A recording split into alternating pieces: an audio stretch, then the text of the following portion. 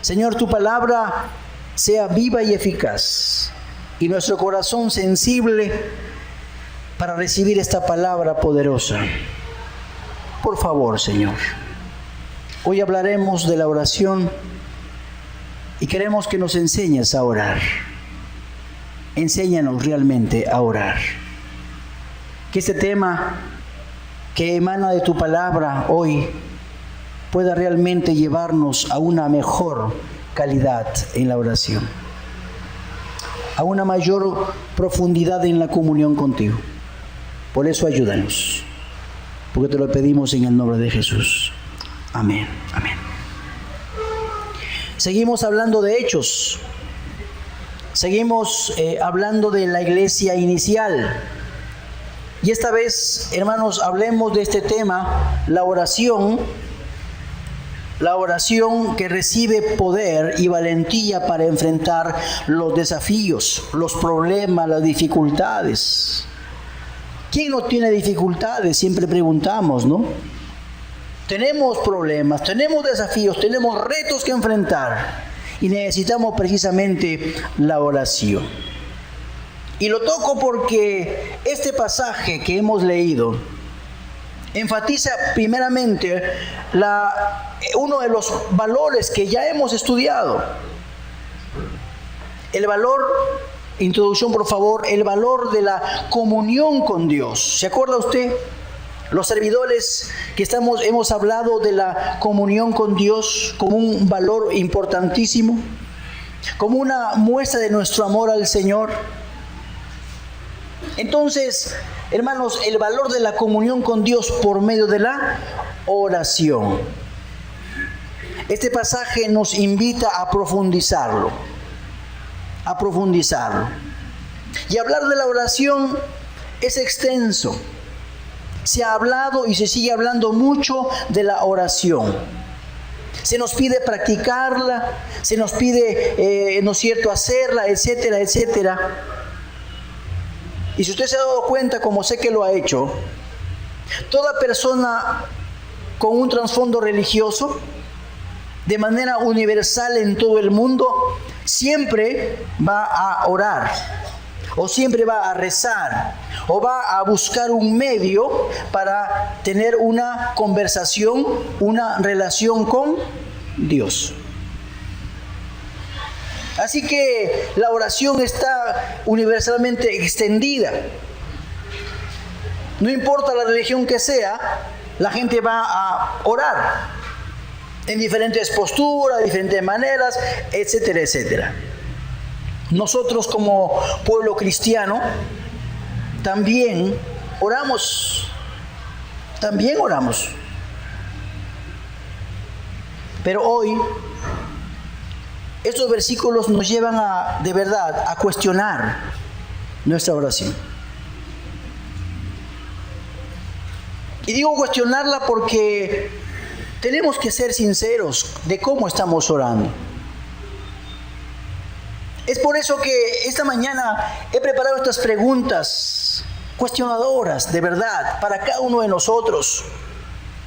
Que podamos responderla delante de Dios y hallarles una salida, una respuesta como Dios quiere que la hallemos. Por ejemplo, la pregunta, ¿puedo afirmar que mi vida de oración es saludable? ¿Puedo afirmar eso? ¿Que mi vida de oración está sana o está enferma? Segunda pregunta, ¿puedo afirmar que mi vida de oración disfruta de cada vez más intimidad y profundidad con Dios? ¿Está creciendo mi oración, mi intimidad, mi comunión con Dios? ¿Está creciendo cada vez más en mi vida de oración? Otra pregunta cuestionadora. ¿Puedo afirmar que mi vida de oración toca el corazón de Dios y Él toca el mío?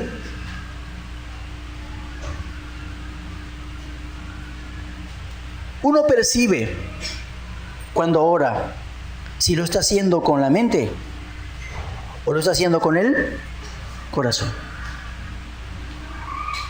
Uno percibe si lo está haciendo mecánicamente o le está poniendo el corazón, le está poniendo el alma, si hay tensión de alma, si hay dolor, si hay entusiasmo en lo que estás diciéndole a Dios.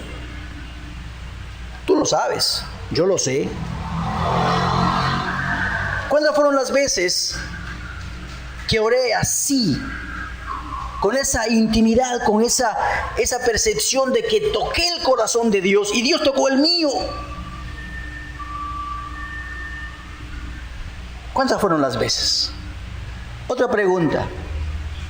¿Puedo afirmar que mi vida de oración recibe poder y valentía para enfrentar los retos de la vida? ¿Están recibiendo mis oraciones respuesta de Dios que me dan valor, poder, valentía para enfrentar mis tentaciones, mis problemas, mis dificultades? ¿Sucede eso? Son preguntas realmente serias. Realmente serias que usted y yo necesitamos hacérnoslas y hallarles una respuesta en el Señor. Es lamentable que aunque se nos manda a orar, se desea y se pretende muchas veces buscar la oración, pero en la vida cristiana, les digo, es nuestra mayor debilidad, la oración. La oración, la mayor debilidad. Yo felicito y animo a aquellos que están realmente orando, que están en la trinchera orando, buscando el corazón de Dios asiduamente y lo alcanzan, gracias a Dios, porque tenemos así hermanos y hermanas, gracias al Señor. Pero hay otros que son intermitentes, que oran 5 minutos, 10 minutos, con esto 15, ni alcanzan 20 minutos para orar. Si preguntamos, ¿usted ora? Ah, sí, 3 veces al día como Daniel. ¿Cuándo? Desayuno, almuerzo y cena. Y pensamos que es bastante ya. Oro 10 minutos, 15 minutos, con las justas llego a 30. Son gente intermitente que ora de vez en cuando o cuando la situación lo requiera. No busca continuamente el rostro de Dios. Otros abandonaron la oración porque no hallaron respuesta. Porque siguen orando y orando, pero no encuentran respuesta de Dios. Y entonces dicen, bueno, Dios no me responde, entonces ya me desanimo y dejo de orar. He orado tanto tiempo y no hay respuesta, así que ya no oro.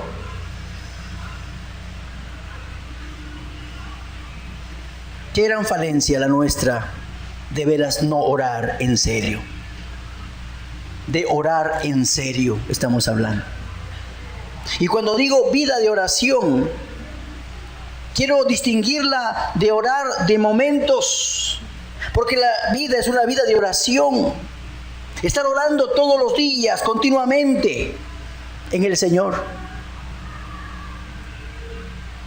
Mire, hay que comprender algo, que la oración no son palabras, es comunión con Dios. Quiero que vaya captando eso. La oración no son palabras, es comunión con Dios. Podemos hablar mucho, pero no alcanzar a comunicarnos, a tener comunión, relación con el Señor.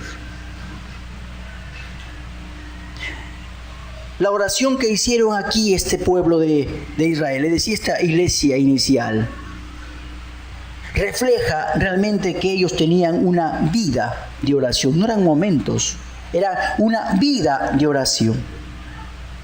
Porque ellos, en el poder del Espíritu Santo, aprendieron 4 componentes. Ojo a esto. 4 componentes que dieron forma a esa oración poderosa, que dieron forma a esa oración que Dios acepta, a esa oración que Dios aprueba. Esa oración que recibe el poder, que recibe la valentía, que recibe el denuedo, la fortaleza, la vida, etcétera, de Dios, para seguir adelante pese a nuestros problemas y dificultades.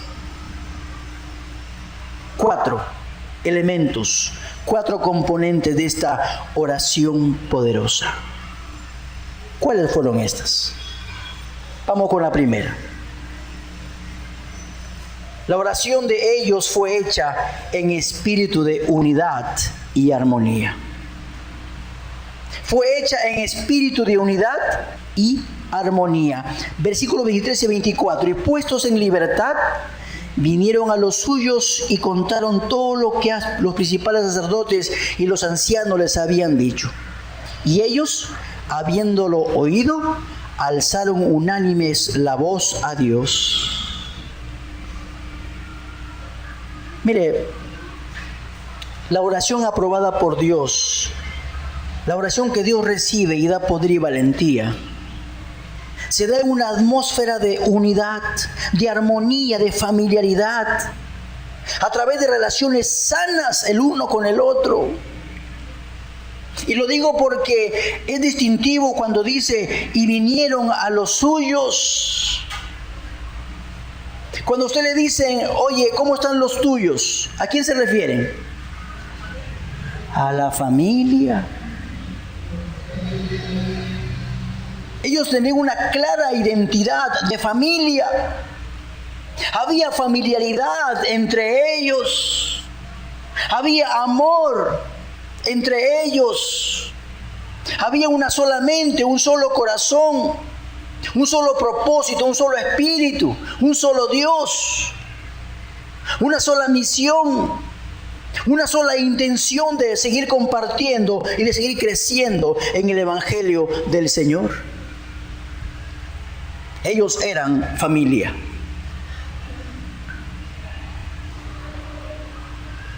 Es interesante que cuando ellos salieron en libertad porque habían sido tomados presos y amenazados para no seguir compartiendo el Evangelio, ellos lo primero que pensaron, escuche esto, lo primero que pensaron es, vamos a buscar a los nuestros. Vamos a buscar a nuestra familia para pelear juntos la batalla. Así que llegaron, buscaron a los suyos, les contaron lo que pasó. Ellos espontáneamente levantaron la voz, unánimes, todos en un mismo sentir, y convirtieron esa reunión en una reunión de oración.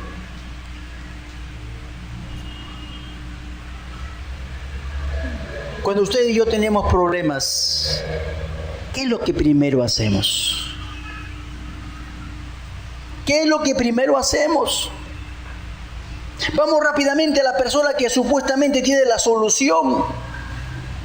Un problema económico, voy al prestamista, voy a aquella persona que me puede prestar. Estoy enfermo, me detectaron un mal, voy inmediatamente al médico, voy a la farmacia, etcétera. Eso va después. Pero la pregunta es, ¿por qué no vamos a buscar a los hermanos? Para que me ayuden a batallar en oración por lo acontecido. ¿Por qué no convierto mi encuentro con mi hermano y mi hermana en momentos de oración cuando le comparto mi necesidad? Cuando voy con otros hermanos, en vez de conversar cualquier otra cosa, lo que voy a hacer es, le comparto mi carga, me comparto su carga, e inmediatamente nos ponemos a orar. Convirtamos los encuentros del uno con el otro en momentos de oración. Porque somos familia, hermano.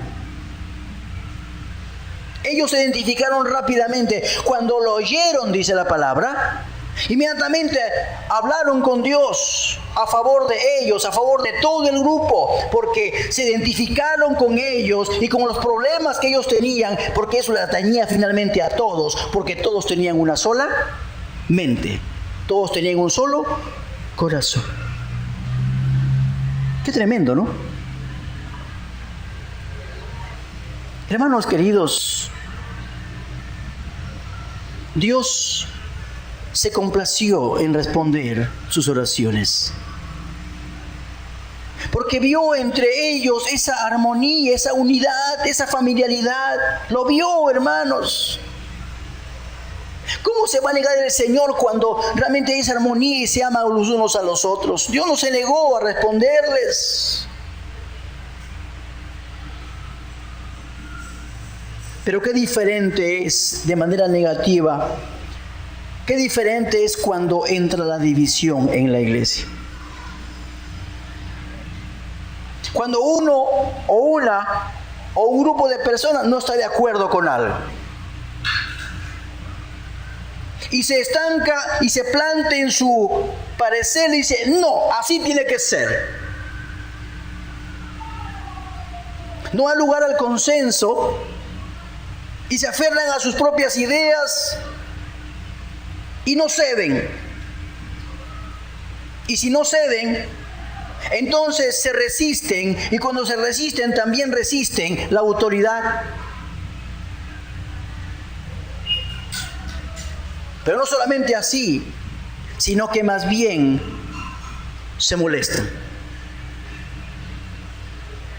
Afectan su relación el uno con el otro, lo afectan.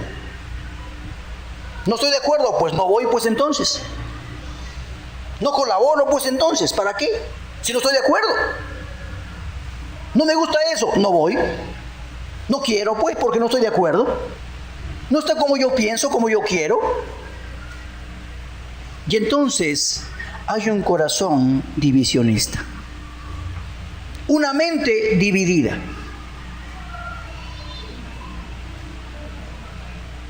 Pero lo peor del caso es que no solamente afectan relaciones, sino que guardan algo en el corazón. Comienza a guardarse resentimientos, enconos, etcétera, etcétera. Y no dan su brazo a torcer. ¿Cuál es el problema de fondo ahí? ¿Sabe cuál es el problema de fondo? Ellos han roto su comunión con Dios. Por eso pongo allí, quien no está en comunión con Dios, tampoco puede estarlo con los demás en la iglesia. Todo corazón que trae división al cuerpo de Cristo es porque ha roto su comunión con Dios. Porque el que está en comunión con Dios lo va a estar en comunión con los demás hermanos. Cuidado con eso. Es perjudicial para la comunión con Dios, porque estorba la oración. Porque esa actitud, ese corazón rencoroso, afecta pues el rostro de Dios, es decir, nos roba, nos corta la comunión con Dios, aparta el rostro de la oración de Dios. Porque mire, Isaías 59, 1 y 2, dice, he aquí que no se ha cortado la mano de Jehová para salvar, ni se ha agravado su oído para oír, pero, el famoso pero vuestras iniquidades han hecho división entre vosotros y vuestro Dios, y vuestros pecados han hecho ocultar de vosotros su rostro para no oír.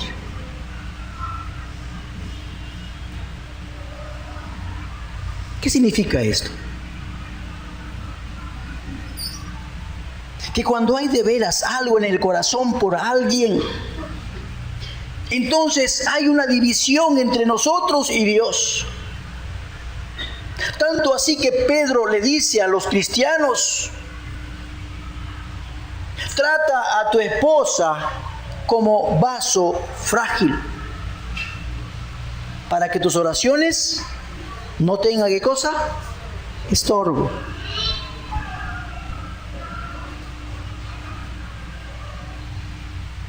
La oración se estorba cuando hay problemas internos contra otro. Uno no puede orar y creer que Dios va a responder cuando hay enconos. No importa, escuche esto, no importa cuán dolida sea la oración, ni cuenta cuántas palabras hermosas le digas a Dios, no importa las horas, el tiempo de ayuno y oración que tú puedas hacer, no importa. Pero si hay enconos en tu corazón, el Señor no escucha esa oración. ¿Y sabe por qué? Porque estamos desentonando de la comunión con Dios, porque Dios es 3 veces santo. Dios ama a las personas. Y cuando uno tiene encono contra alguien, no está amando a la persona. Dios es un Dios perdonador. El que tiene problemas con las personas no está perdonando el pecado, el defecto de la persona. No lo está haciendo. Les doy un ejemplo bíblico. Josué, allí en el capítulo 7, versos 10 al 11 y el versículo 13. Josué se confió de sus soldados, de la gente, del consejo de otras personas y no de Dios. Y le dijeron, después de tomar Jericó: vamos con pocos hombres a tomar Jai, un pueblo pequeño, débil, decían ellos, le vamos a derrotar fácilmente. Resulta que van a la batalla y son derrotados por este pequeño pueblo. 36 personas, padres de familia, murieron en esa batalla. Entonces Josué, dice la palabra, que se rasga las vestiduras, rompe sus vestiduras, se echa de bruças a la tierra, se echa ceniza a la cabeza, polvo, tierra, en señal de humillación delante de Dios, y se pone a orar. Y le contó: Señor, ¿por qué pasó esto? Mira que la gente va a decir de nosotros que... En fin, comenzó a hablarle a Dios en su oración. ¿Sabe qué pasó? Y Jehová dijo a Josué: levántate, ¿por qué te postras así sobre tu rostro? Israel ha pecado y aún quebrantado mi pacto que yo les mandé, y también han tomado del anatema y hasta han hurtado, han mentido y aún lo han guardado entre sus enseres. Levántate, santifica al pueblo.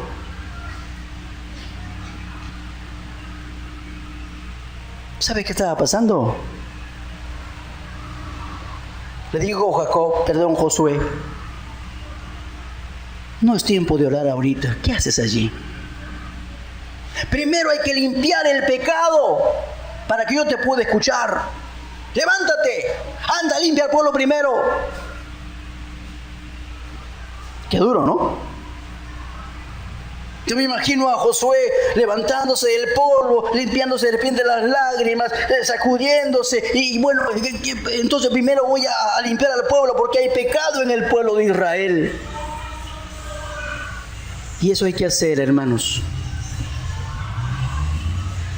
Es un ejemplo para nosotros de que no podemos orar sin primero limpiar nuestro propio corazón de todo pecado, de toda maldad, pero mucho más si hay encono en nuestro corazón contra alguien. Por eso dice el Señor: si tú vas a dar tu ofrenda, si tú vas a orar, etcétera, tú deja tu ofrenda y anda, ponte de acuerdo con tu hermano. Arregla primero tu problema con tu hermano y luego te voy a escuchar. Eso es tremendo, hermanos. Eso es tremendo, porque realmente la oración que recibe poder de Dios tiene que ver con un corazón santo, limpio. No me estoy refiriendo que no tenga pecado, porque todos pecamos de una u otra manera. Pero tiene que ver uno que se limpia, que está luchando, que guarda su corazón de rencores contra cualquier otro, hermano. Y se limpia y está amando, está luchando por amar a los hermanos difíciles en la iglesia. Y Dios lo ve. Y Dios acepta la oración. Y entonces Dios responde a las peticiones. Nos da esa oración poderosa que nos saca para adelante. Por eso dice la palabra finalmente en Hebreos 12:14, seguid la paz con todos, ojo a esto, seguid la paz con todos y la santidad, sin la cual nadie verá al Señor. Sigue la paz con todos, la paz con Dios, la paz con los hermanos, y entonces vas a ver mi manifestación, dice el Señor. Ahí me vas a ver moverme con poder, con gloria, con todo poder. Me vas a ver manifestado en tus oraciones cuando tengas un corazón santo, porque yo soy 3 veces santo.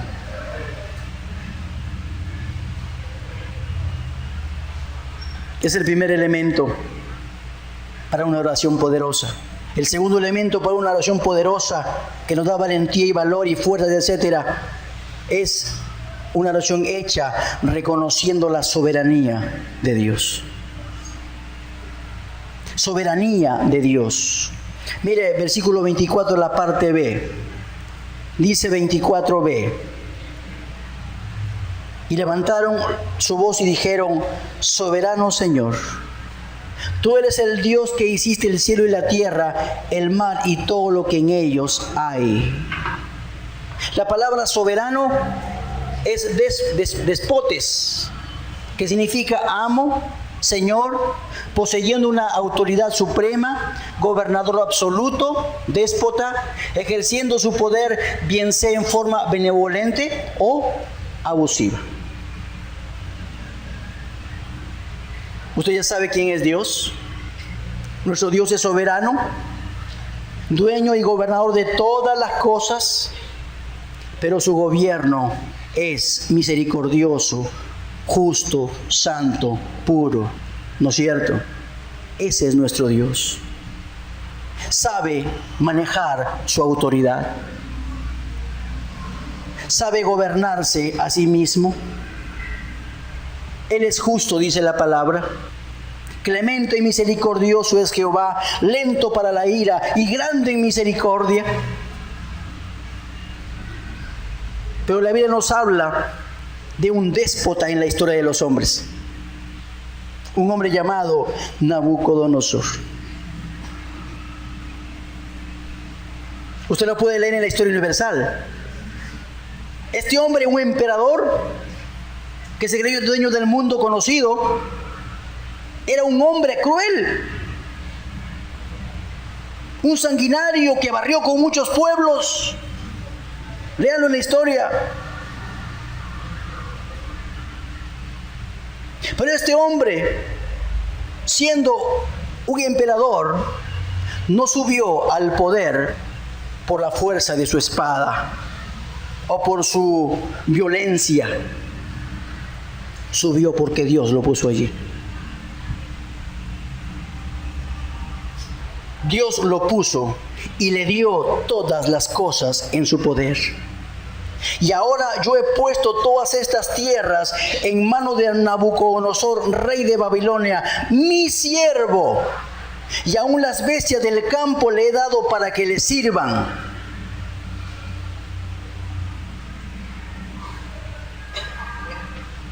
¿Y sabe lo que dice la palabra en otra parte? Dice que Él muda los tiempos. Él muda los tiempos y las edades, quita reyes y pone reyes, da la sabiduría a los sabios y a la ciencia a los entendidos. Él cambia los tiempos cuando quiere. Él pone y quita reyes. ¿Sabe lo que significa? Que nuestro presidente Vizcarra está ahí no por la fuerza del voto suyo o de otros, está porque Dios lo puso allí.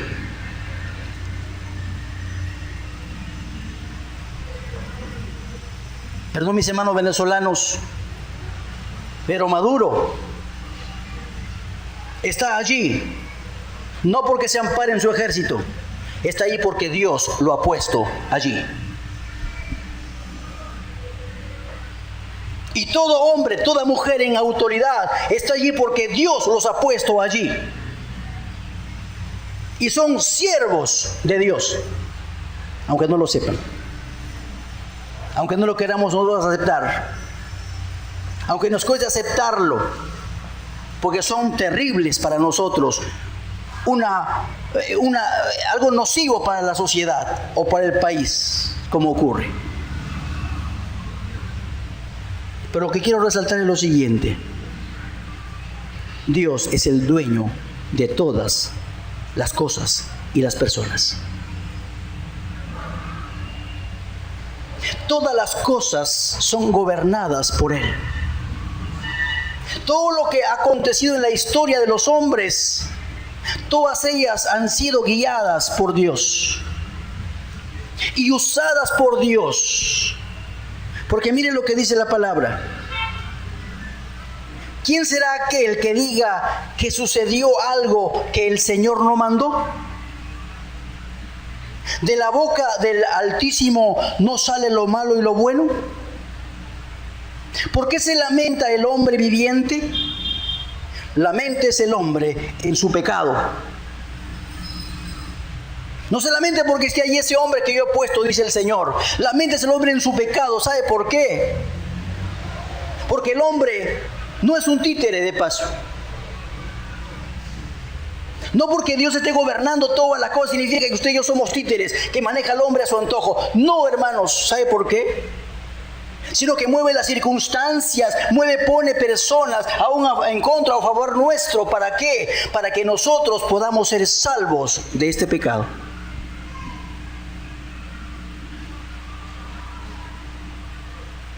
Ha dirigido la historia, los momentos aún violentos en la historia, cumpliendo su plan de salvación para muchas personas. ¿Cómo así?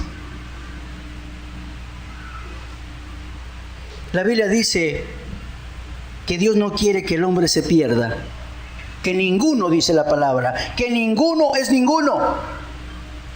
Que ninguno se pierda, sino que todos procedan al arrepentimiento. Y porque el hombre no quiere arrepentirse, porque el hombre tiene un corazón duro, ¿sabe qué hace el Señor? Mueve a hombres, mueve naturaleza en contra del hombre para que el hombre vuelva su corazón a Dios. ¿Injusto Dios? ¿Malo Dios? No. El hombre muchas veces necesita que lo traten con dureza por su duro corazón. Pero todo tiene que ver, todo el movimiento de Dios en la historia de los hombres, y seguirá habiendo movimiento de Dios en la historia de los hombres, todo es para que seamos salvos todos los seres humanos, y está haciendo todo para que el hombre sea salvo, para llevar a los hombres con Dios, porque sabe que el hombre es esclavo del pecado, porque sabe que el hombre ama más las tinieblas que la luz, que el hombre es terco, es obstinado, de dura cerviz le llama la palabra, y entonces necesita ser golpeado para que reflexione. Y aún lo pasa que dice, aún como las bestias, para que reflexione y piense, porque el hombre es necio, dice la palabra, necio, duro, pero así lo dice la palabra.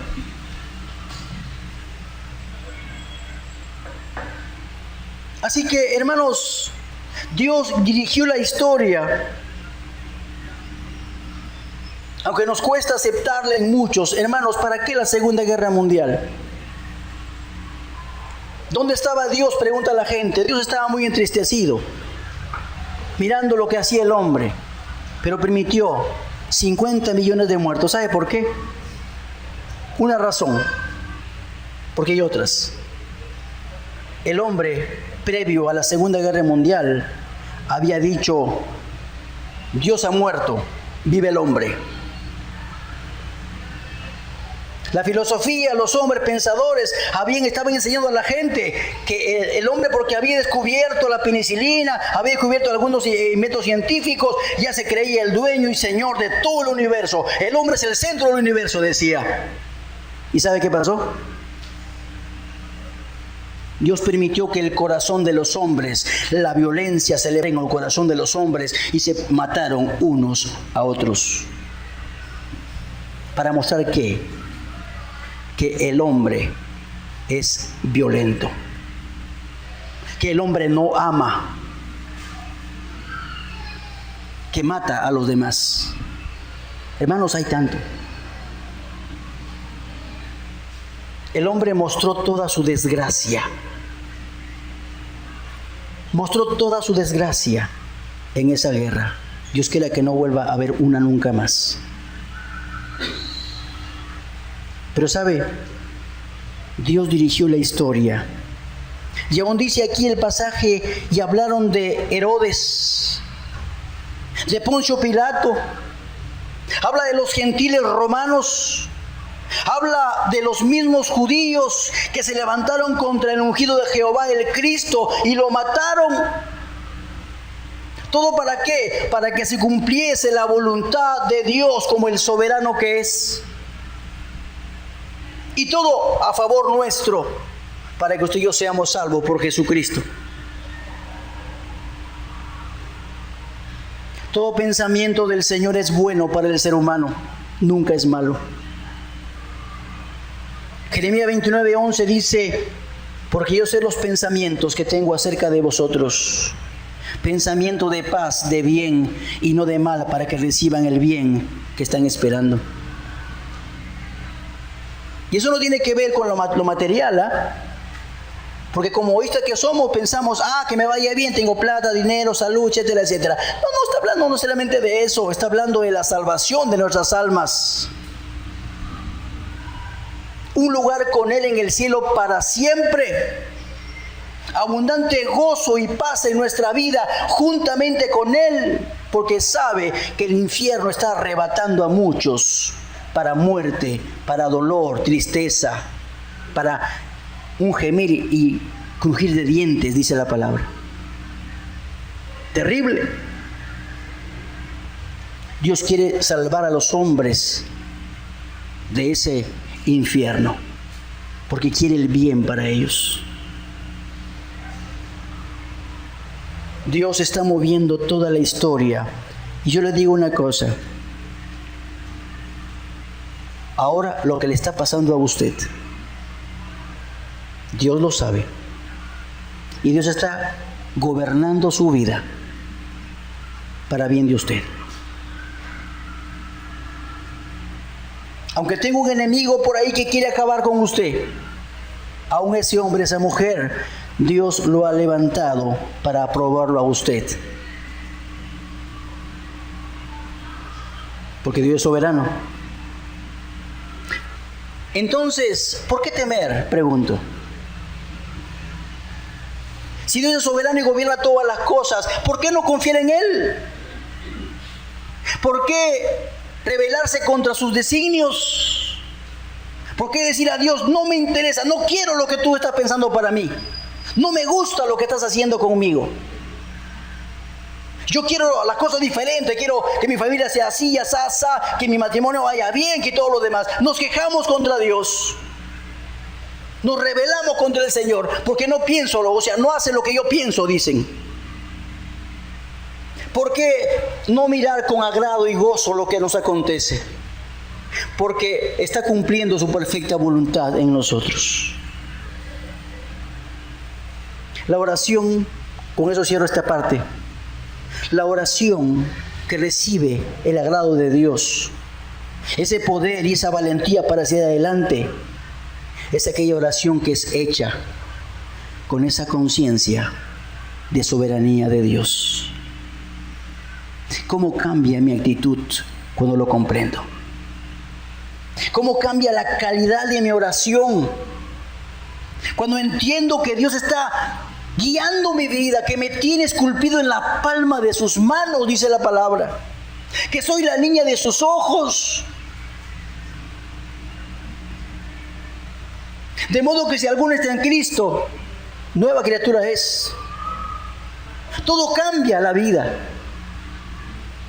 Pero de los que aman a Dios, dice la palabra, todas las cosas les ayudan ¿a qué?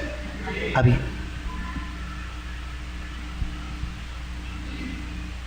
Hermano, cuando usted entiende esto, usted va a orar con gozo, con paz, con seguridad, con mucho agradecimiento profundo en su corazón, porque sabe que Dios gobierna su vida, que dice la palabra que ni aún, hermano, los pelos de la cabeza caen así nomás sin que Dios lo sepa. Dios lo sabe todo, lo dirige todo en su vida. No se olvide de eso. Aunque usted diga, no, pero yo no quiero, me voy como, yo no quiero, me voy por, si yo quiero, yo me voy por otro lado, pues. No va a ser usted como este hombre que se lo comió el pez grande, algunos dicen la ballena, Jonás.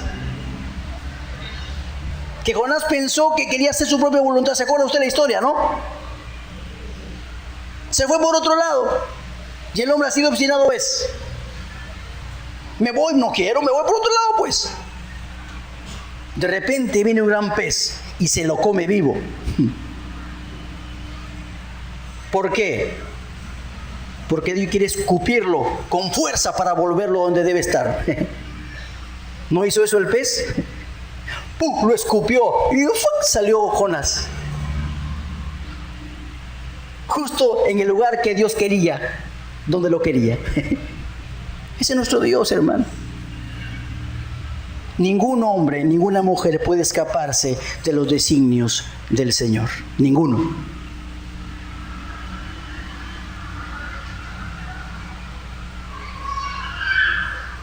En tercer lugar, hermanos, la oración que tiene poder, que es recibida por Dios, es hecha con una fe viva que emana de la palabra de Dios. Con una fe viva que emana de la palabra de Dios. Versículos 25 y 26. Mire, dice que por boca de David tu siervo dijiste: ¿por qué se amotinan las gentes y los pueblos piensan cosas vanas? Etcétera. Usted sí puede seguir leyendo. Su oración estaba basada sólidamente en la palabra de Dios. Y es que debemos entender algo. La palabra del Señor y la oración siempre, ojo a esto, por favor, escuche bien, siempre deben ir juntas. La palabra y la oración y la palabra, siempre deben ir juntas, nunca por separado.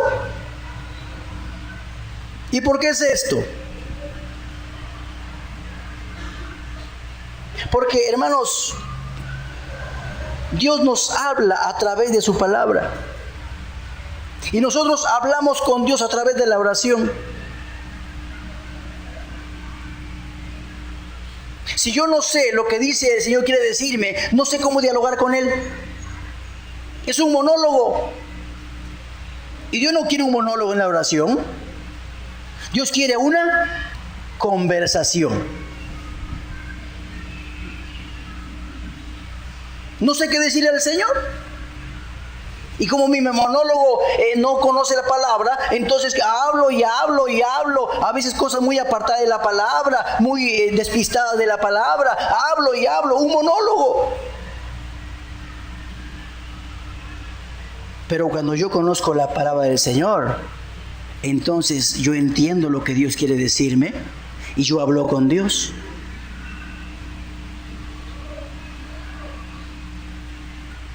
Este pueblo oraba, esta iglesia oraba con una fe viva, porque se basaba en la palabra de Dios. Mire, la palabra del Señor dice, ojo, si permaneciereis en mí, tiempo de oración, si permaneciereis en mí y mi palabra, ojo, mis palabras permanecen en vosotros, pedid todo lo que queréis y os será hecho.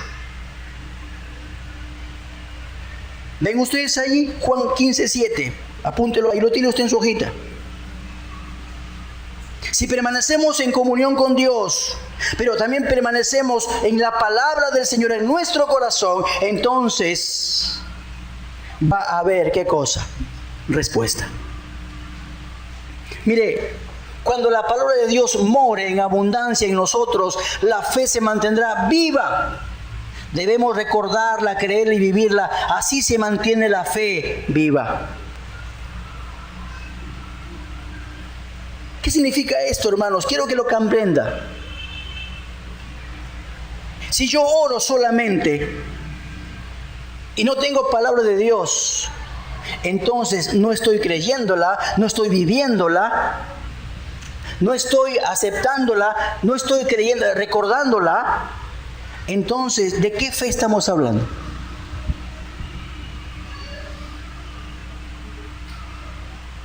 Si la fe viene, ¿por qué? Dice la palabra, el oír la palabra del Señor.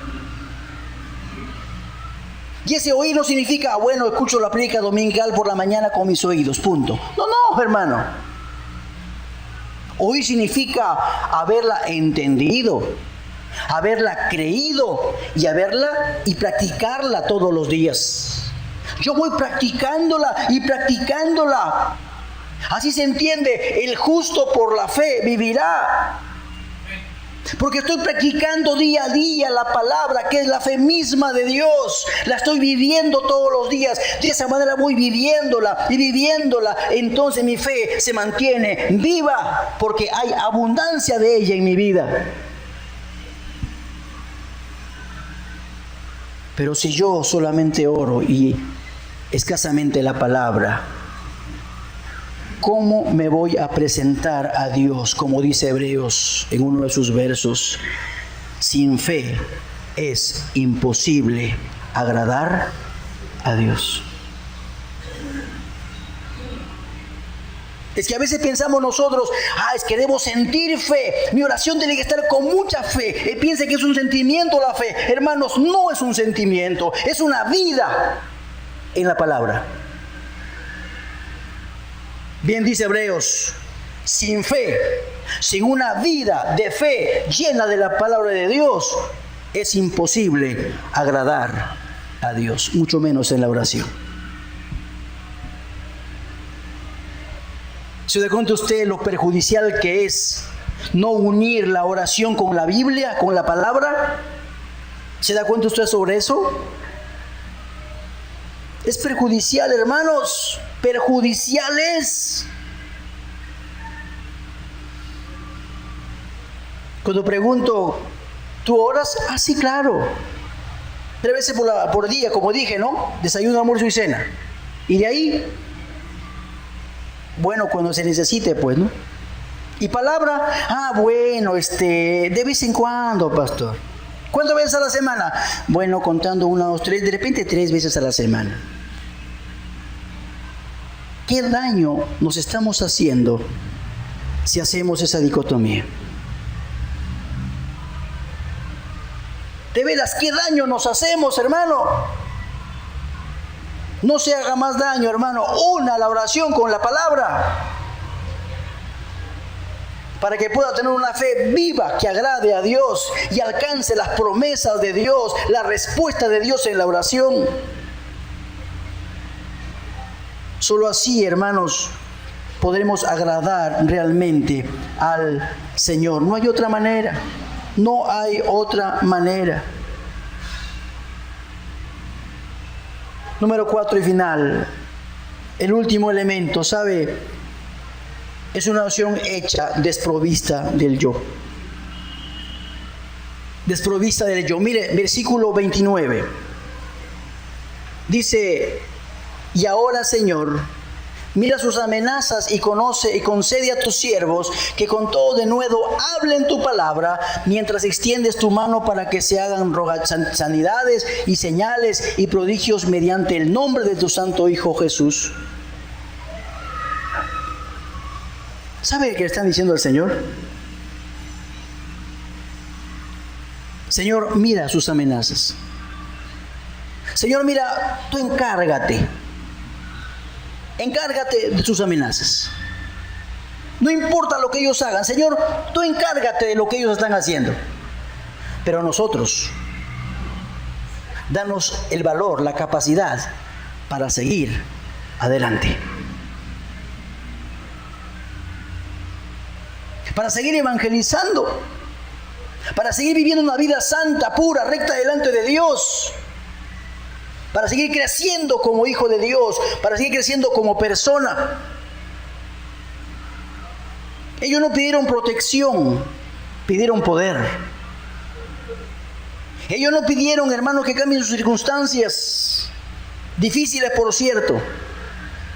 Ellos pidieron protección, fuerzas para vencer esa oposición. No pidieron que descienda fuego del cielo, como lo hizo una vez Juan el apóstol con su hermano, ¿no es cierto? Señor, ¿quiere que oremos para que venga fuego del cielo y los consuma? Ellos no lo harán así. No lo harán, Señor, sácalo del cargo. Señor, que los maten ahí unos traidores y que desaparezca ese hombre, esa persona. No lo harán así. Señor, no importa, mira tú lo que están haciendo, encárgate de ellos. Pero nosotros, danos valor para seguir adelante, para seguir haciendo lo mismo y más para tu honra y tu gloria. Y es que, hermanos, somos bien yoístas nosotros. Ese ego grande está en nuestra vida. ¿Sabe cómo oraría un yoísta? Él diría: Dios mío, ¿por qué permitiste que esto me pasara? Líbrame de esta tribulación. Yo que te sirvo con fidelidad, me ha pasado esto. Mejor, Dios, voy a renunciar, ya no quiero seguir. Mira cómo me han amenazado, me han tratado injustamente. Dame una vida de escape. Ten misericordia de mí. Qué oración, ¿no? Es una oración egoísta. Una oración que sale del ego, del yo. Pero como pongo allí, en cambio, mis hermanos, los discípulos, en lugar de quejarse y buscar una vía de escape, ellos no pensaron en ellos mismos, sino en la salvación de los demás. Y es que, amigos y hermanos, quien ora de esa manera, desprovisto del yo, va a pensar y va a orar más por los que están afuera, por la salvación de ellos, que por ellos mismos. Qué triste cuando escuchamos oraciones que del porcentaje del 100%, 80% oramos para nosotros. Y es que no solamente lo decimos, lo pensamos y traemos ese pensamiento y ese deseo cada vez que venimos a orar. Todo para mí, Señor. Señor, mírame que estoy en problemas. Mira que tengo esto. Mira cómo me afecta. Me siento mal porque me hicieron esto. No tengo aquello. Por favor, dame. Y por aquí. Estoy enfermo. Y todo lo demás. Todo para mí. Todo para mí. Y todo para mí. Porque quiero deleite. Quiero estar bien.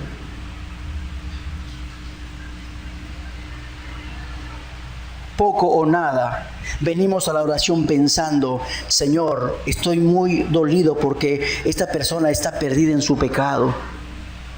Porque mi vecino está portándose de esa manera y está afectado y quiero su salvación, Señor. Mira la sociedad cómo se encuentra perdida. Señor, por favor, quiero orar por ello. Nos carga más lo que nos pasa a nosotros que lo que le pasa a las personas.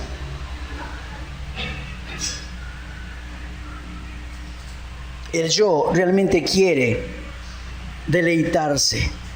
Por eso la palabra del Señor dice: pedís pero no recibís, porque pedís mal para gastar en vuestros deleites. Qué diferente es cuando uno ora desprovisto del yo. Uno hasta da la vida por causa del Evangelio, como lo hicieron estos hombres. Estos hombres hicieron las cosas para la gloria y la honra del Señor y para la salvación de muchas personas. Lo hicieron de esa manera porque estaban desprovistos de su ego, de su yo, y le dieron lugar al amor de Dios en su corazón. Esa es la forma de enfrentar la oposición. No es la confrontación, es la oración, hermanos. Y necesitamos, por cierto, pedirle al Señor, Señor, yo quiero ser humilde, no quiero que mi yo esté gobernando ni mis oraciones ni mi vida. Quiero que tu Espíritu Santo esté gobernando mi corazón. Conclusión, por favor.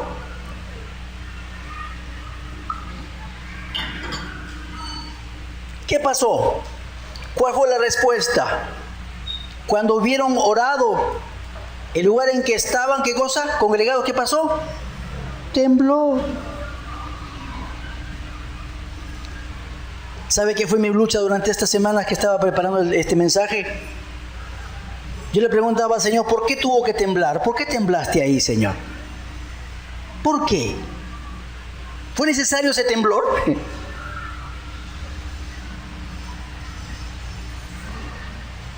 Algunos teólogos dicen que tembló porque Dios estaba dando una respuesta positiva, es decir, sí, he aceptado tu oración. Has orado con poder, has orado con estos 4 elementos que he mencionado, que le menciona la palabra. Has orado bien, entonces yo te respondo con un temblor. Amén, puede ser, claro que sí, puede ser. Pero ¿sabe qué? Siguiente cuadro, por favor. Mire, a la luz de toda la Biblia podemos concluir que Dios hace temblar, ¿para qué?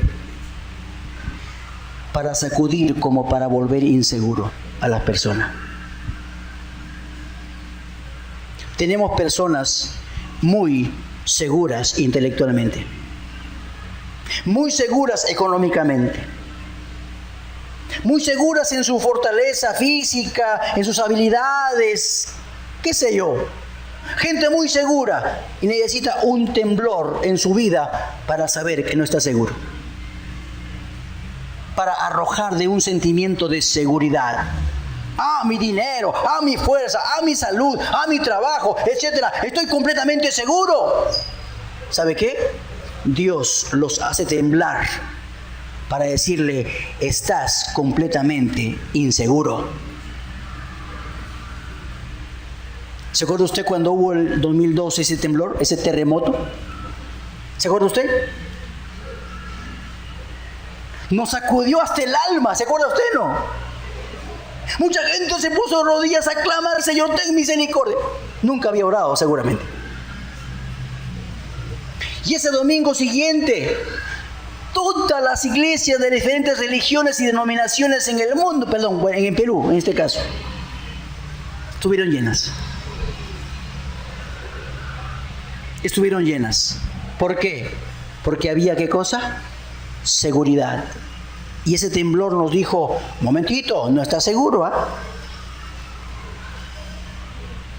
para alborotar a una multitud. Cuando hubo un temblor, dice que la gente se espantó, dijo, ¿qué pasó acá? ¿Qué está sucediendo? Y fueron rápidamente a ver qué pasaba. Entonces fueron evangelizados para llamar la atención. Pero también dice para perturbar.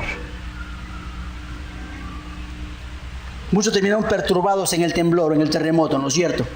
Ahí estuve temblando allí y se preguntaban, ¿vendrá el Señor por segunda vez ya? ¿Nos estará castigando Dios? Hay preguntas porque está perturbado, hay preguntas e inquietudes, ¿sabe qué?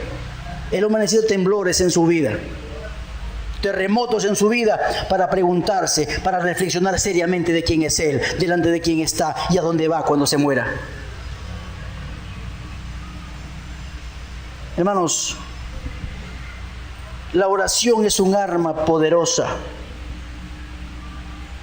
Y tenemos que convertirla en poderosa con estos 4 elementos. Último versículo, por favor. Mire lo que dice la palabra. Dice, porque las armas de nuestra milicia no son, ¿qué cosa? Sino poderosas en Dios, ¿para qué? Destrucción de fortalezas, derribando. Para derribar hay que sacar, hay que arrancar, hay que mover argumentos y toda altivez que se levanta contra el conocimiento de Dios y llevando cautivo todo pensamiento a la obediencia a Cristo. ¿Sabe? Creo que estamos fracasando en nuestra vida de oración. Porque no es una arma poderosa para muchos. no es un arma poderosa. No está derribando fortalezas en nuestra vida. Necesitamos realmente esa oración de este pueblo, de esta iglesia primera, con esos 4 elementos que la Biblia no menciona. Verdaderamente necesitamos decirle al Señor como los discípulos: Señor, enséñanos a orar. Tenemos que aprender a orar como Dios quiere que lo hagamos. Amén. Vamos a orar. Terminamos orando.